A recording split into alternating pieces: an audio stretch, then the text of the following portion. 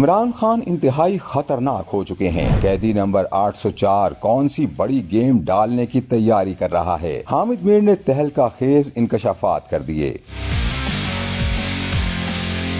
Senior صحافی اور تجزیہ کار حامد میر کے مطابق سابق وزیر اعظم نواز شریف پر آرمی چیف کا طیارہ ہائی جیک کرنے کا الزام لگایا گیا، لیکن ان کا مقدمہ فوجی عدالتوں میں نہیں چلا۔ وہ تو ڈیل کر کے باہر چلے گئے، لیکن عمران خان چاہتے ہیں ان پر فوجی عدالت میں کوئی نہ کوئی مقدمہ چلایا جائے، کیونکہ اس فوجی عدالت سے جو سزا سنائی جائے گی اس کا خمیازہ پاکستان کی پوری حکمران اشرافیہ بھگتے گی۔